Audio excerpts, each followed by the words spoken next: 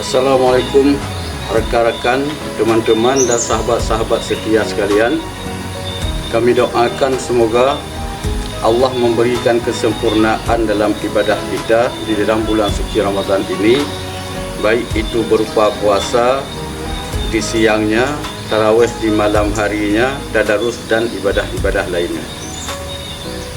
Di samping daripada itu, kami sampaikan bahawa ini lahan kebun ini akan dijual kepada Dayak dengan harga 205 juta dengan luasnya 1366 meter, sama dengan per meternya Rp150.000.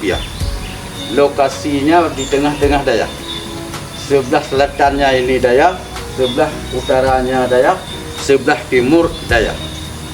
Untuk itu kami mohon kepada rekan-rekan, kawan-kawan dan sahabat-sahabat setia Dayak semuanya, kiranya untuk dapat kita sama-sama mewakafkan sebahagian harta yang telah dianugerahkan oleh Allah Subhanahu Wa Taala untuk membebaskan lahan ini untuk Dayak. Semoga wakaf kita itu, kebaikan kita itu ditulis oleh Allah Subhanahu Wa Taala menjadi amal jariah di yaumil akhir kelak. Amin ya rabbal alamin. Wassalamualaikum warahmatullahi wabarakatuh.